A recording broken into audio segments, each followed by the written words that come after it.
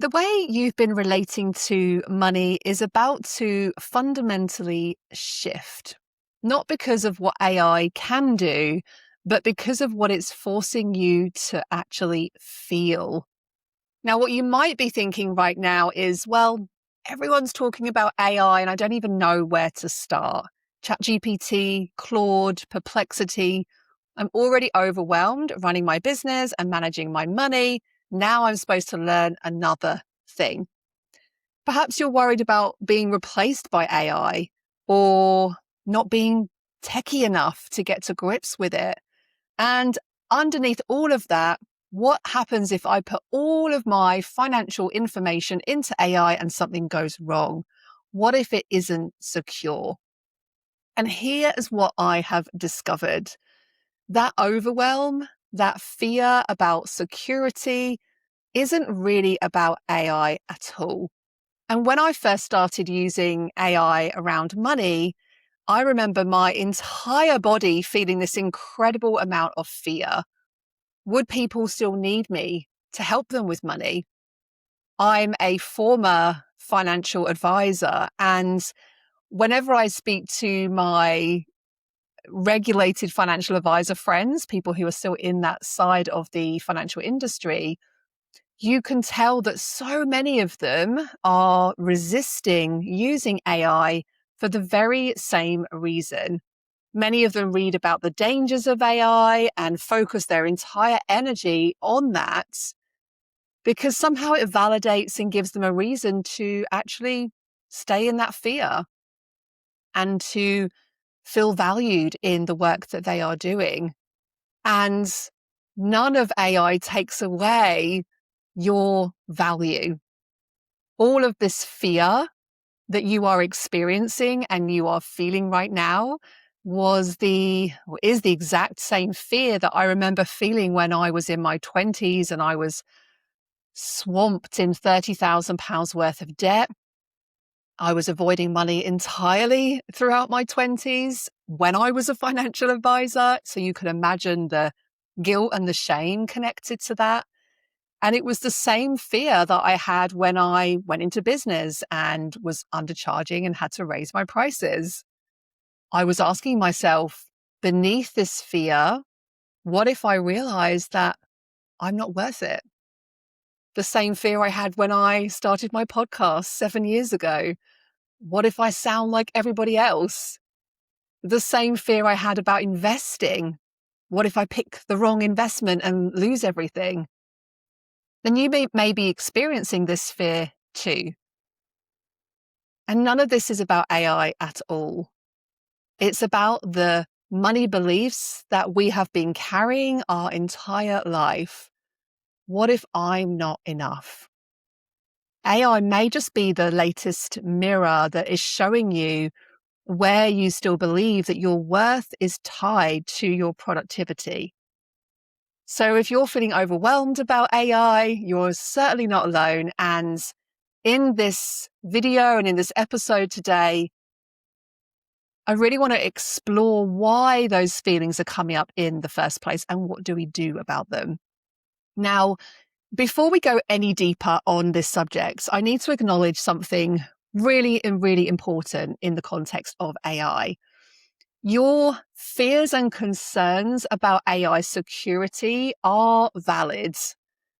We are still navigating a lot of very fast moving pieces around AI and technology right now. And there are some real risks associated with using AI, especially in the financial context. There are real risks with putting sensitive information, for example, into AI. And so I wanted to just start by giving you a couple of quick, practical tips to actually protect yourself so that you can begin to explore this technology safely.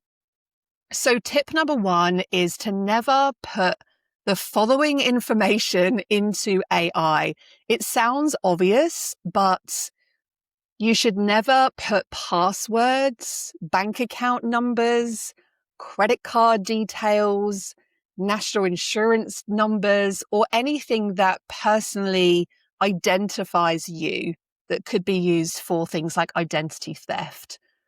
And so if you're using AI for financial work, perhaps you watched my video last week on how to use AI to build your own money coach, then focusing on the concepts, the strategies, the educational side with AI is the key, not actual account information. And this leads on to tip number 2, which is to anonymize, I can never say that word, anonymize. Is that how you say it? Anyway, you know what I mean. Anonymize your data.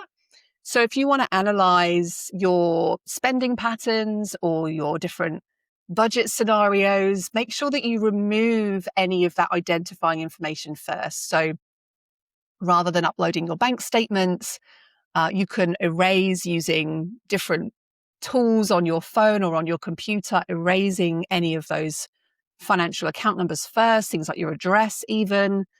Or you could use AI to just go more into the generic pattern. So instead of my Barclays current account, where you're disclosing that, you could say account A and maybe download your transactions as a CSV file and erase any financial information.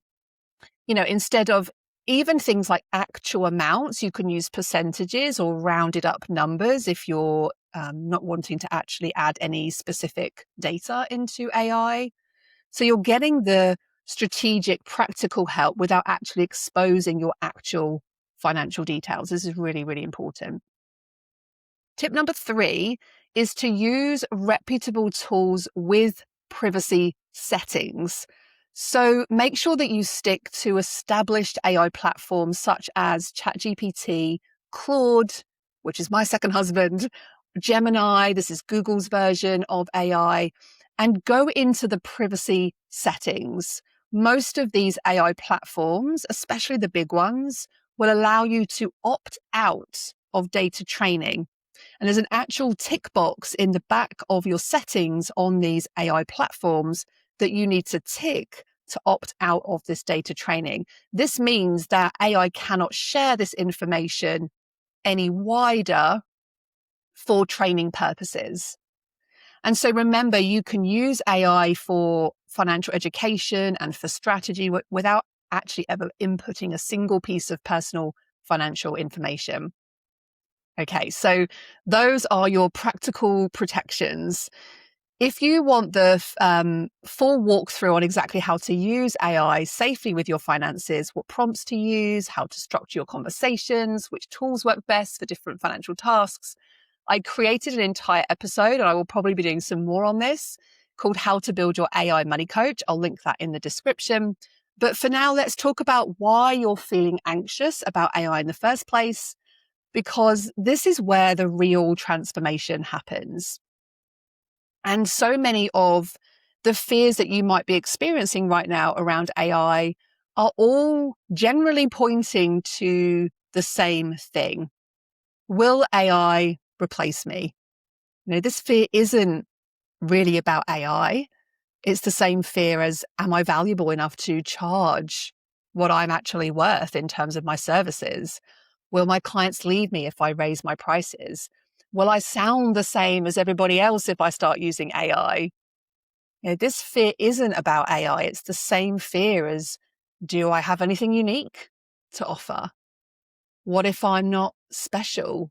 What if I'm not techie enough? This fear isn't actually even about AI either. It's the same fear as, I'm not good enough with money. I'm not smart enough to invest. I should understand this, but I don't. Can you see the connection? The AI fear around which tools are worth it. Well, this isn't really about AI either. It's the same fear as, well, which savings account should I choose? Which investment account is going to be the best one? What if I make the wrong decision? And even AI fears around, well, how do I do this? How do I scale my team using AI? What happens if they don't need me anymore? This fear, again, isn't really about AI. It's the same fear as, well, I have to do everything myself. I can't afford help. And even if I could afford help, how would I know who to trust? Do you see the patterns here? They aren't AI-specific fears. They're the exact same money fears that have been showing up just in maybe a little costume, a little disguise. Because money itself has no emotion. If you were to imagine a coin or a banknote or a number on your bank account screen, they don't have feelings. It's us that attaches feelings. It's us that attaches emotion. It's us that attaches meaning to money, whether that is excitement, whether that is fear, guilt, shame, anxiety, unworthiness, worth. All of these feelings are valid. And AI, I really believe, is holding up a mirror to show us exactly which emotions we've been attaching to money. And specifically, in my experience, 3 core beliefs. The first one is the belief that productivity equals worth. If I'm not constantly working and producing, I have no value. This is why we are terrified that AI is going to replace us.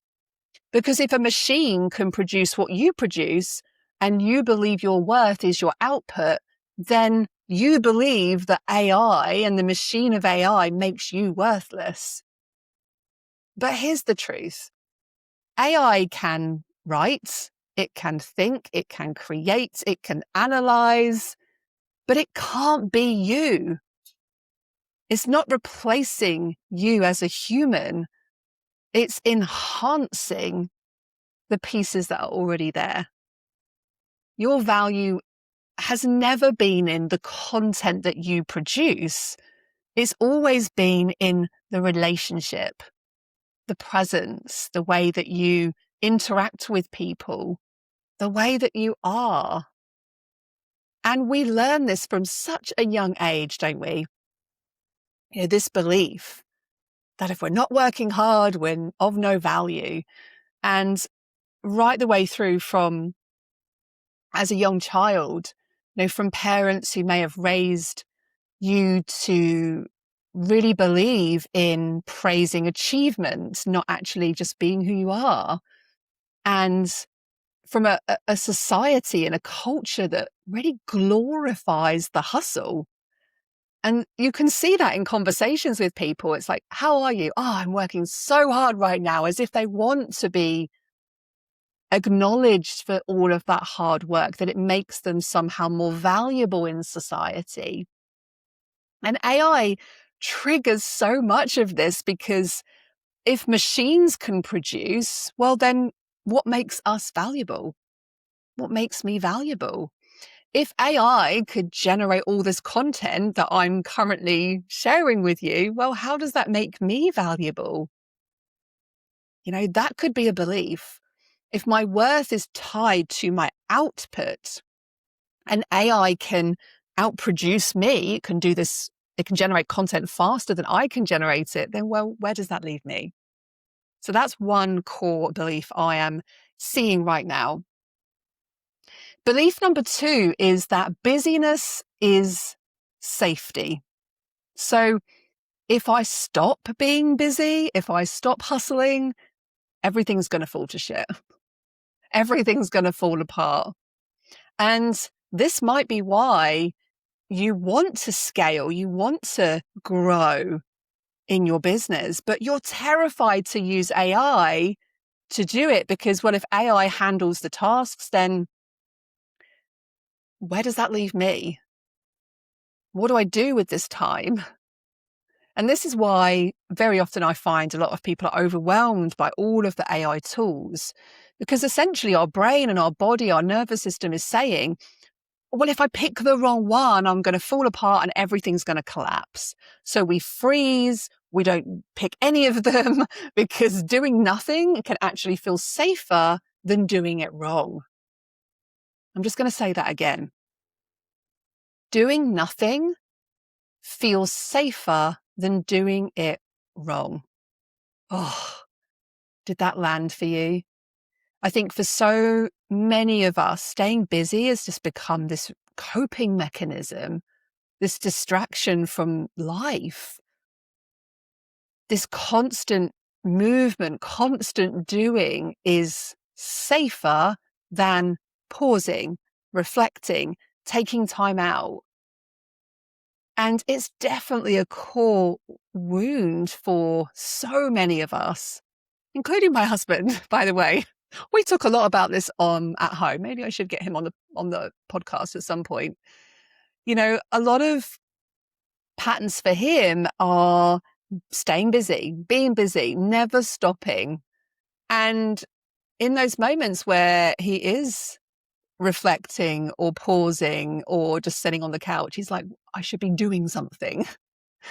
And I definitely recognize that in myself. I know that if you are neurodivergent, you'll definitely recognize that because your nervous system just wants to keep going. And it's an adrenaline rush. It becomes a dopamine hit. And actually, AI triggers this because if AI can handle all of the tasks, then what do I do with my time? And that feels unsafe. Feels unsafe to have time back. And so if your safety strategy has been constant busyness and AI can do the busy work, then your brain is just going to tell you, but is this going to keep us safe? Belief number 3 that I am observing is that earning equals deserving. I only deserve money if I've worked hard for it. This is probably why you've worried about using AI and sounding the same as everybody else. Because if AI helps you write faster, creates work easily, works less hours, well, do you really then deserve the income that you generate? Interesting. And this is why the belief around I'm not techie enough does fill us with shame because you believe that you should know this. You should be good at this. And if you're not, well, then you don't deserve to succeed in this new AI world. So many of us carry a lot of work ethic fears that money should be difficult. It should be hard to make money. Maybe you saw your parents struggling to just get by. And so therefore, money is hard to come by. Money is hard to come by, and it's even harder to keep hold of. Easy money is unethical. Easy money is for the rich. Easy money is for people who have an IQ of 190, right? And AI triggers all of this inside us. And AI triggers this because if income does become easier to make, do I even deserve it? If AI helps me earn more, doing less, am I cheating somehow? Are people going to find out?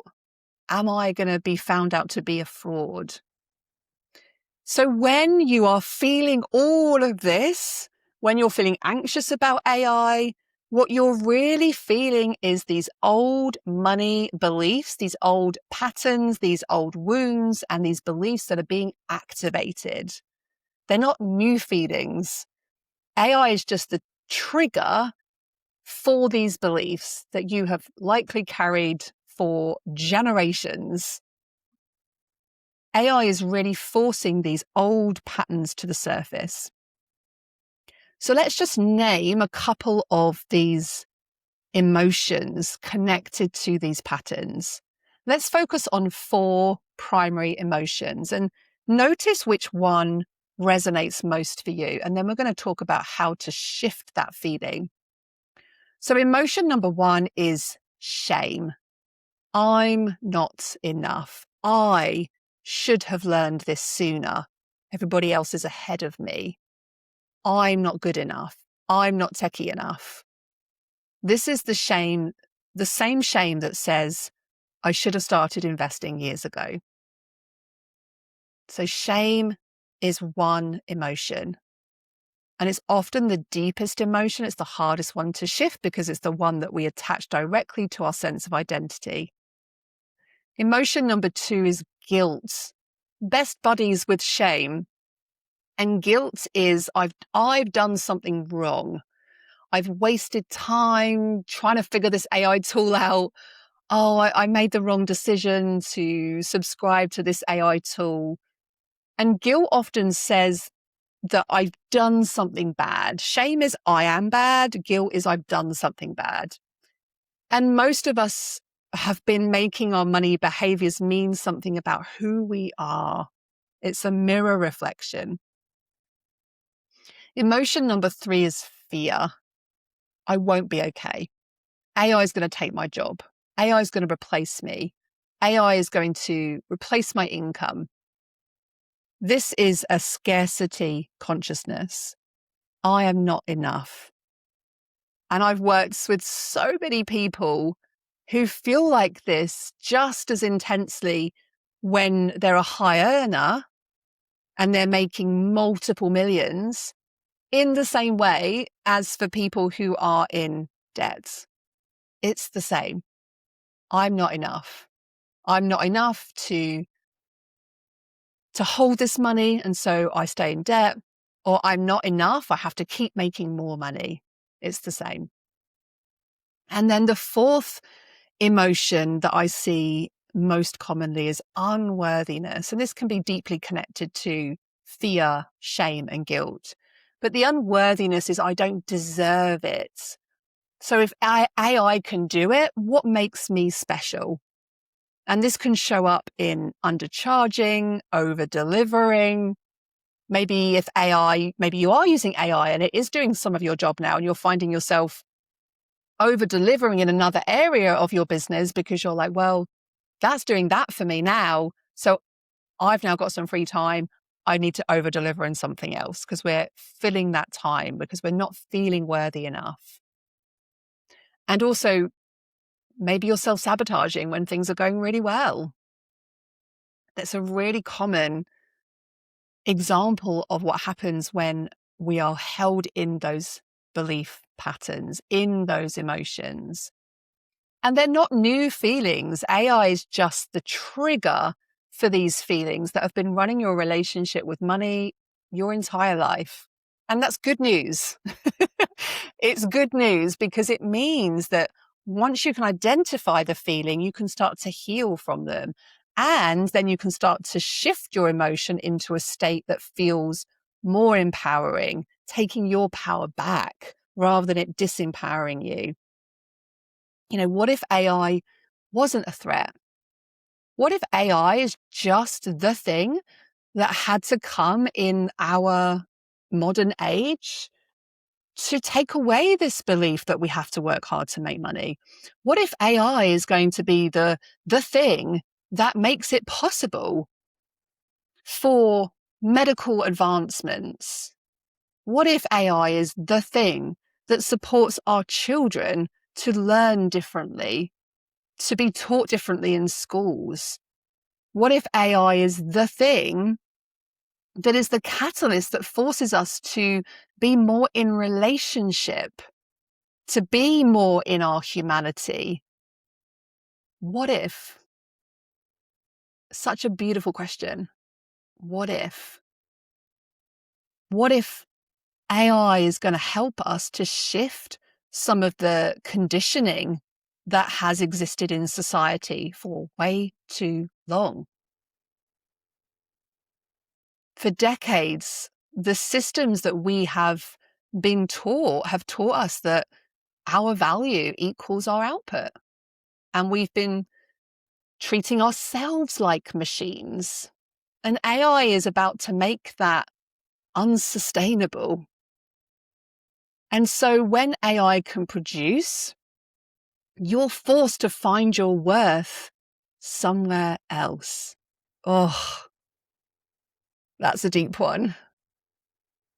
You know, if AI is going to do the doing, it's forcing us to find our worth somewhere else. It's forcing us to find our value in relationship. And this forces the question, who am I beyond what I do? And the uncomfortable truth is that AI is surfacing your worth, And it's surfacing that your worth was never your output. And the gift is that you actually finally get to stop treating yourself like a machine and remember that your value is in your humanity, your presence, your connection, your ability to hold space.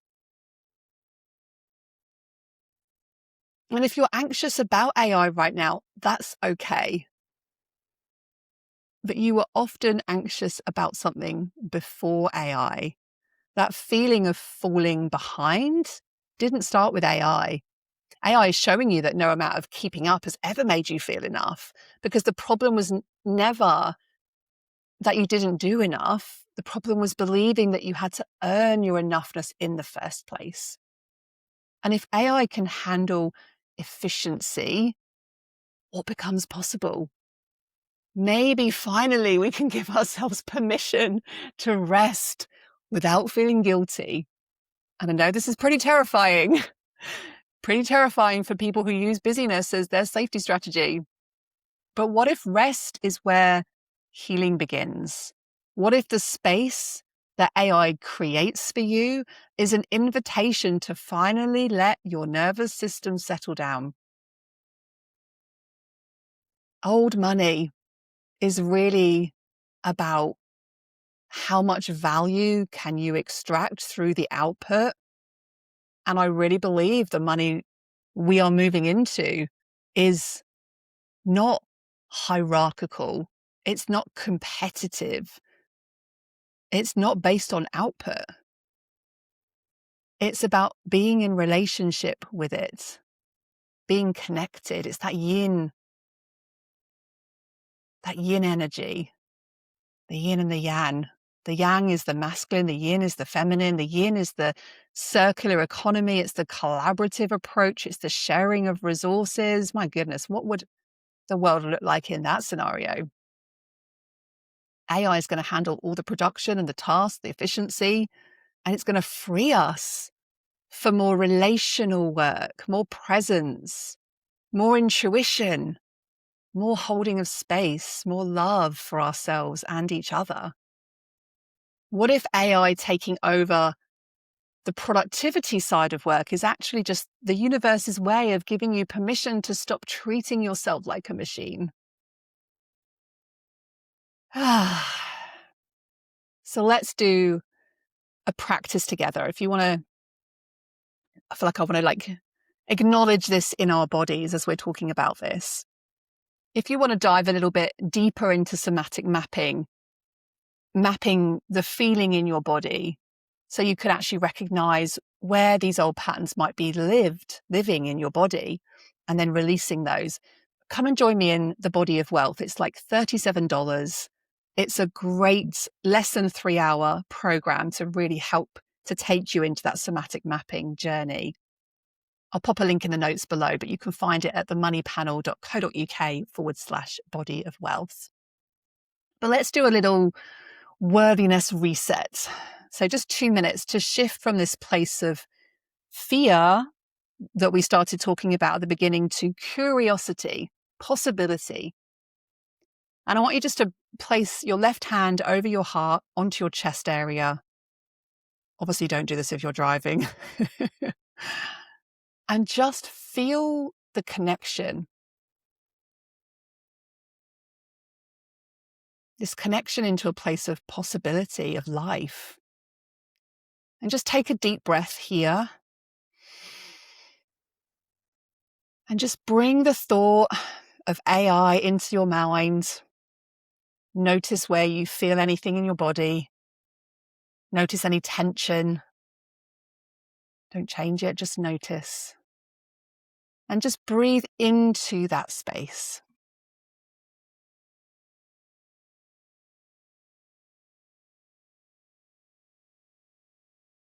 And again, as you take an in-breath, just notice. And on your exhale, just release a hum. Let it vibrate through the chest.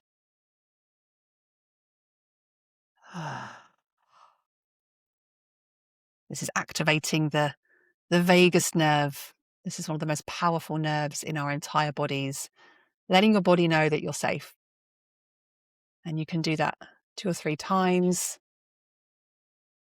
And just say out loud, I am enough, even when I don't know everything.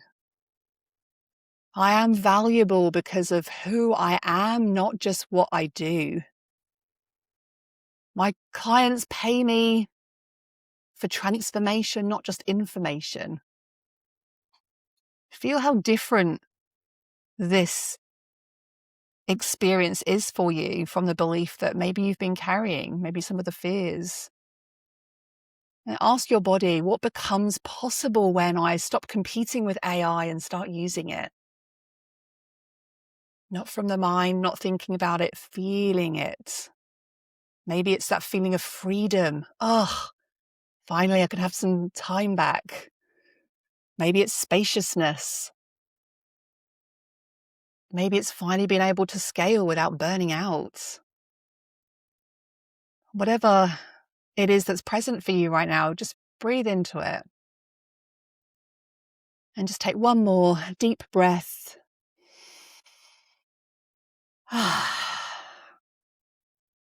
This is what really changes your relationship with money, is teaching your body that your worth isn't conditional on your output. And when we stop treating ourselves like productivity machines, then it opens up the possibility for things to shift.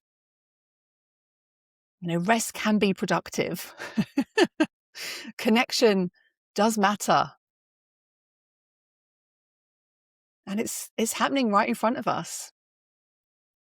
We are moving towards credit circles, time banking communities, circular economies, businesses built on collaboration, and actually businesses that are content where they're at rather than this endless pursuit of growth.